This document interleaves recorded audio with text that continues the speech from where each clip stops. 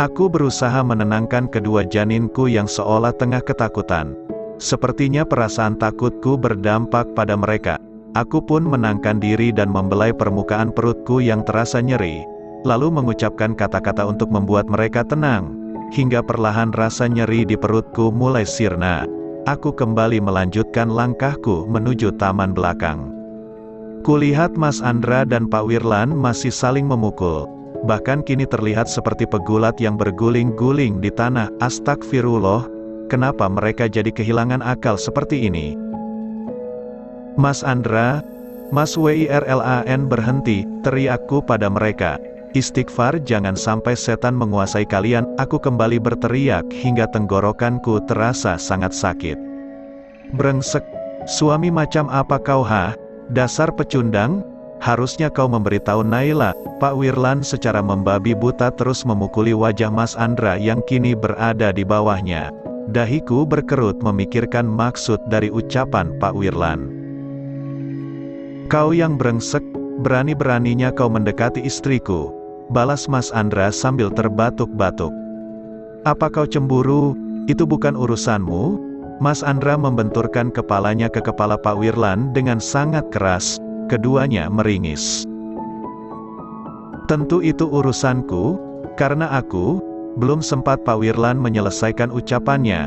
Dengan kencang Mas Andra kembali membenturkan kepalanya ke arah dagu Pak Wirlan. Darah mengalir dari mulut Pak Wirlan.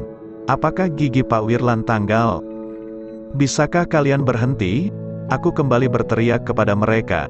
Sadar sama umur, kalian itu sudah tua, berhenti bertingkah seperti anak kecil. Hanya berteriaklah yang bisa aku lakukan.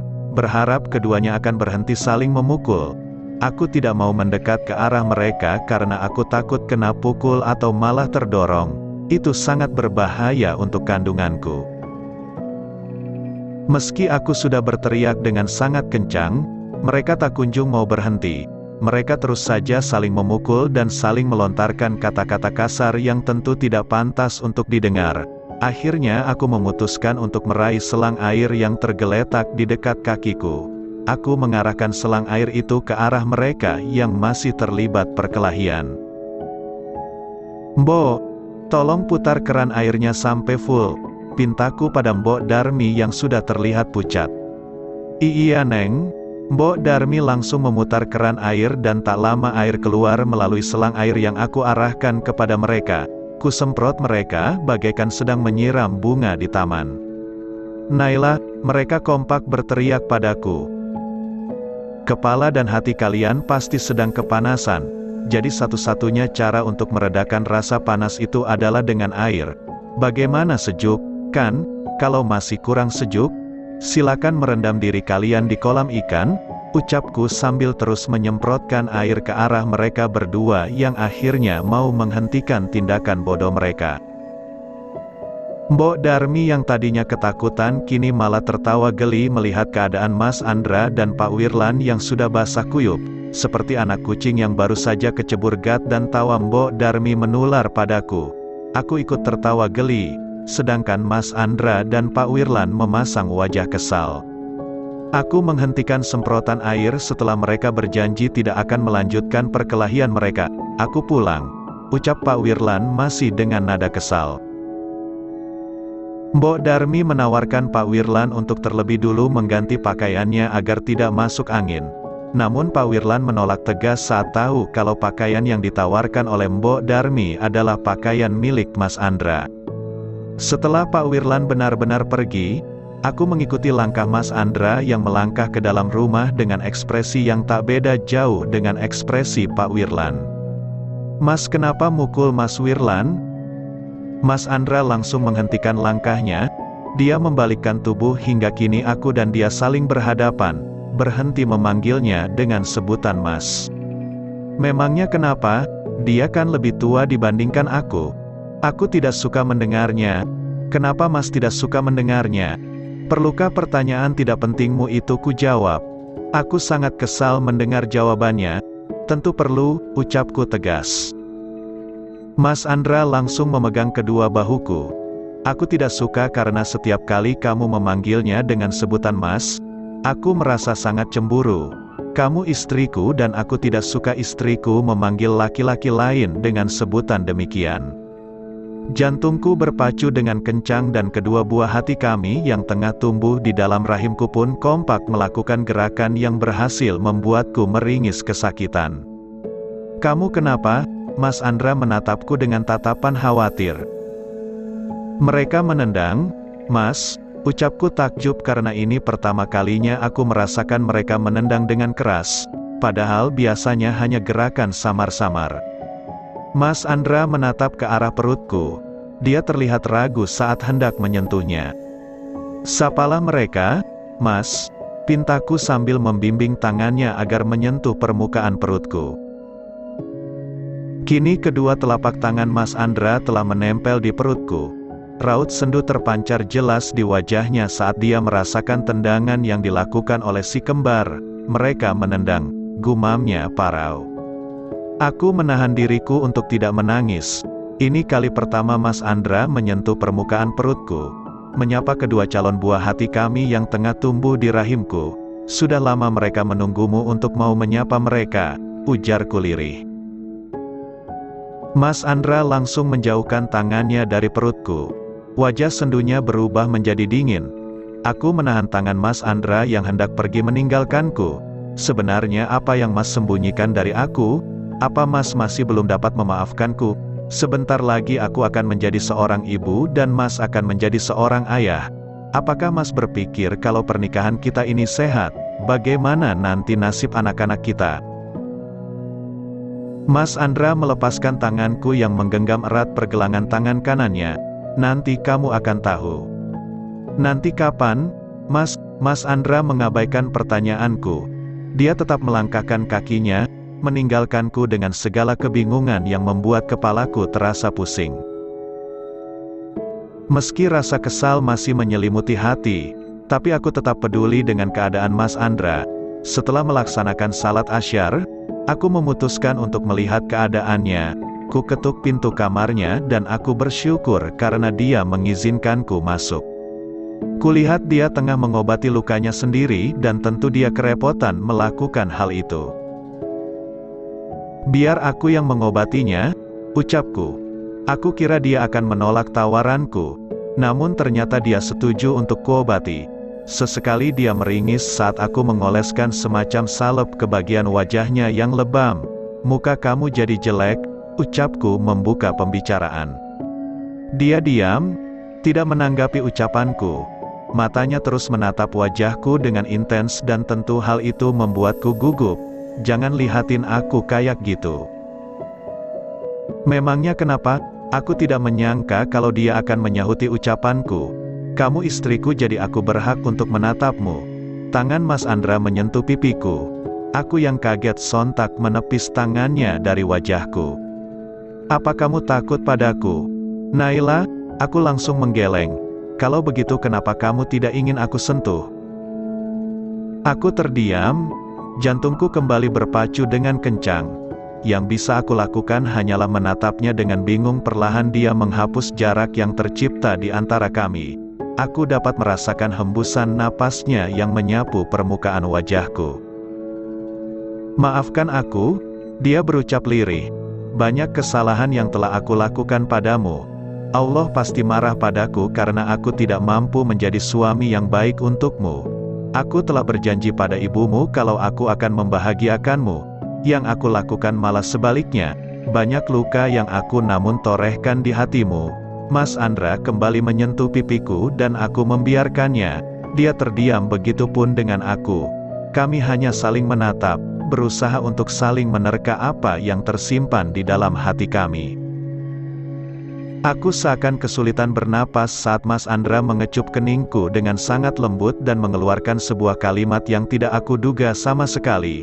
Aku mencintaimu, ucapnya terdengar sangat lirih. Aku sungguh mencintaimu.